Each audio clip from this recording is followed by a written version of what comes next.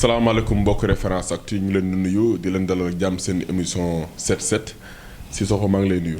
maa ngi lay fay Omar maa ngi lay nuyu di nuyu suñu internet yi ñuy suivre sur référenceactu.com di ñu suivre sur les plateformes des réseaux sociaux di leen dalal ci seen émission 7-7. comme ni ñu ko xamee rek 7-7 émission la bi nga xamante ni dañuy def revue de la presse semaine bi si njëkk nag tey bi ñu abordé mooy le décès de l'international Pape Bouba Diop bi nga xamante ne kooram ñu ngi koy acheminé fii si Sénégal ñu bàyyi la nga détaillé loolu. ok Pape Bouba Diop balaa ñu dem fenn dañuy jaale waa Sénégal.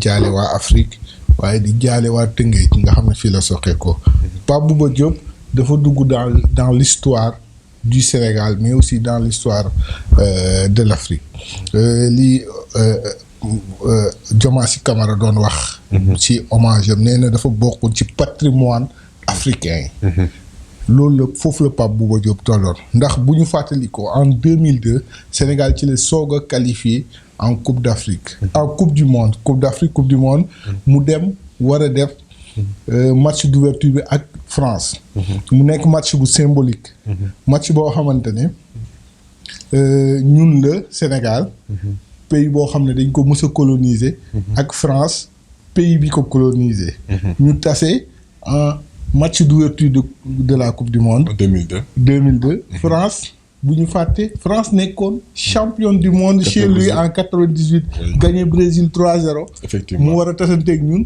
France ñëw ak équipe bu mag ak meilleur buteur championnat France meilleur buteur championnat Italie meilleur buteur championnat Angleterre ñu ñëw ñu ne ñun ñooy seen nooy neex Pape Bouba Diop bii yàlla jël ba kanam keroog ci âge yu 42 ans fële ca Lens ba nga xamante ne fële doon football dinañ ci dellu si Pape Bouba Diop moo dugal but ba à la 30e minute donc nit la koo xamante ne ba àdduna di tukki Sénégal duñ ko fàtte ndax même bu nekkee dund nañ ba Sénégal war a jël coupe du monde dina ko jël incha allah Pape Bouba Diop moo njëkk a dugal but ci histoire du Sénégal ci coupe du monde. ñu gis ni aussi le président de la République nee na dina ko élever au rang national de l'ordre du mérite noo jàngatee loolu.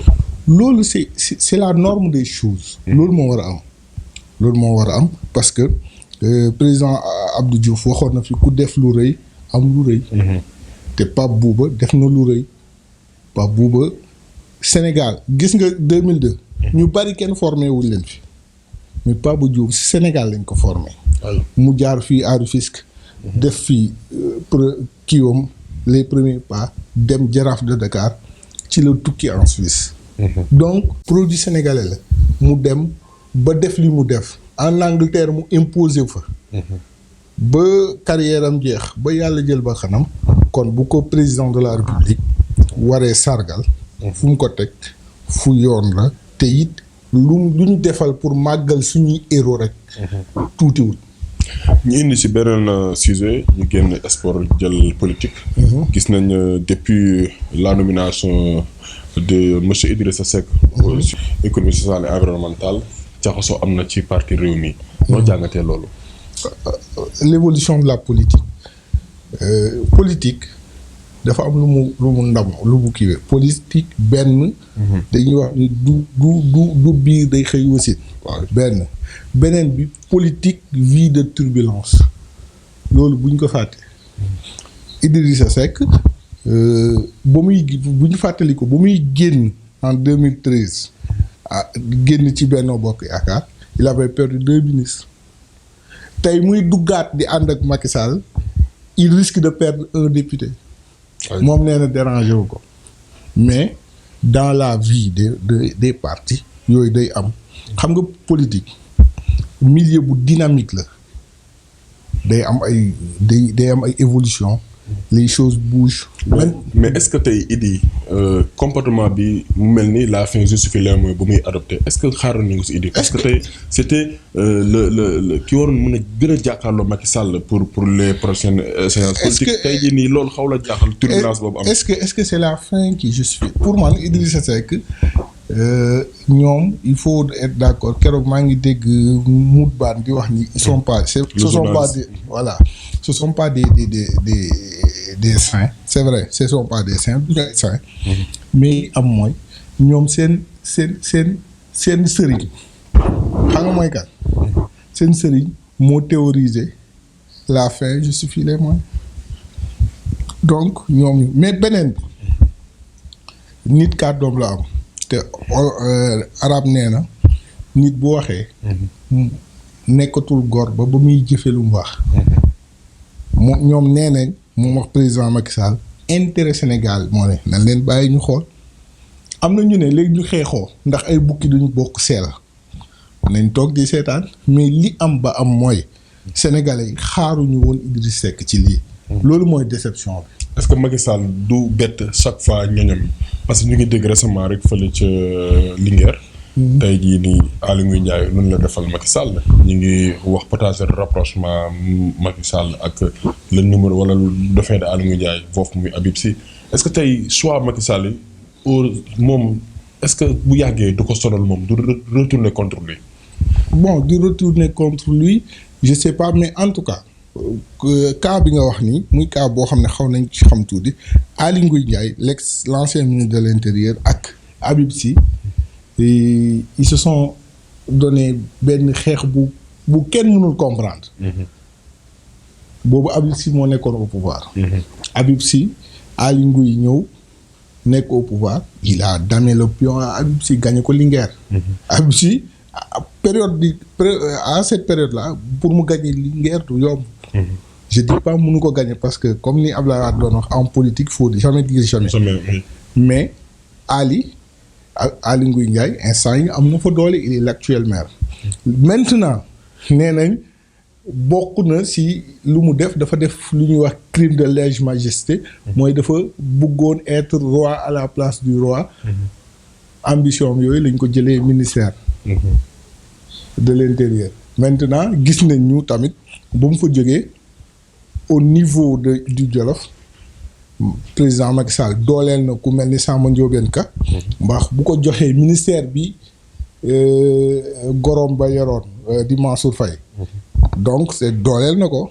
bu jëlee keneen ki nga xam ne ci Idrissa Seck la jógee muy Ali Saleh.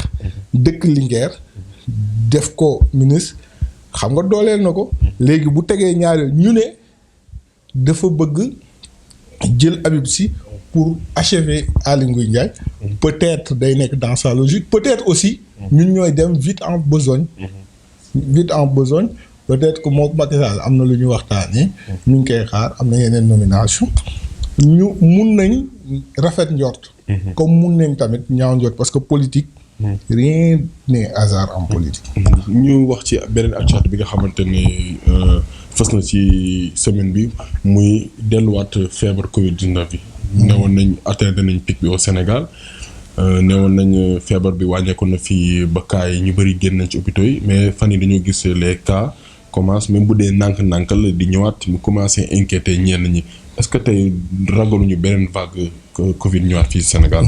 ci loolu dama lay wax ñaari point laa ci développé benn bi mooy li ma gëm mooy tant que monde bi mi ngi am fenn fu am Covid-19 kenn personne n'est épargné dañagul te ñun jeexaluñu woon dafa wàññeeku woon beneen bi ni ñu wax ni la feebar bi di doxalee di propager ñun suñu dundin da koy favoriser donc feebar gi mënu fi jóge surtout que ni li taxoon ñu ne jàpp ni sax moom moo am recul bi moo tax recul bi am muy mesure barrière yi nga xamante ni respecté woon nañ ko.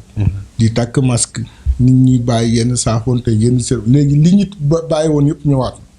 qu'on se dise la vérité. beneen bi boobu xam nga les complotistes dafay am dañ lañ koy jiiñ ne ay complotistes mais am na ñu ne regain boobu noonu daa am ñu bëgg légitimiser vaccin bi.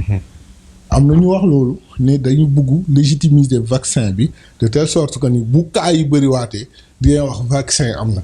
surtout neex naa gëm ba en France ñu ngi programmer des séances de vaccination massive. donc loolu yooyu nëpp moo tax ni ñenn ma ne la man ma am ci ñaari point benn bi mooy li ma gëm wax naa la ko. te loolu pour ñu génn ci mooy il faut que ñu delluwaat buum ca booy ga. de respecter les mesures barrières takk masque bàyyi yenn regroupement yi loolu la te loolu dañoon na fi nañ ko fi delloowaat beneen bi nag leçon mouton piché l'avenir nous dira.